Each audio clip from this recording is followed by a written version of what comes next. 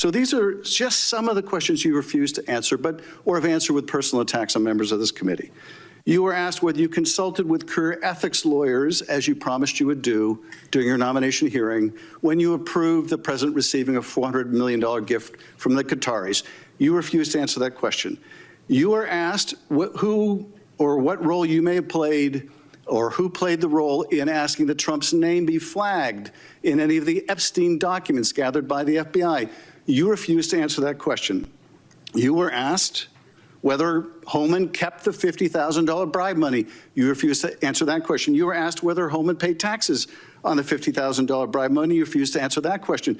You were asked, did career prosecutors find insufficient evidence to charge James Comey? You refused to answer that question. You were asked, how are military strikes on these boats in the Caribbean legal? And you refused to even answer that question. You were asked, law degree, excuse me. You were asked, did you discuss indicting James Comey with the president? You refused to answer that question. You were asked, did you approve the firing of antitrust lawyers who disagreed with the Hewlett-Packard merger? You refused to answer that question. You were asked whether you support a restoration fund for violent insurrections to attack the Capitol on January 6th. You refused to answer that question.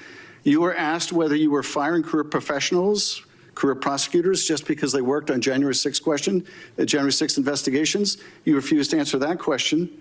You were asked by my California colleague whether you believe government officials, like immigration officials, have to abide by court orders.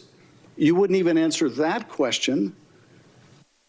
This is supposed to be an oversight hearing. Oversight? Excuse me, you can attack me after my time is over. You've attacked all of us.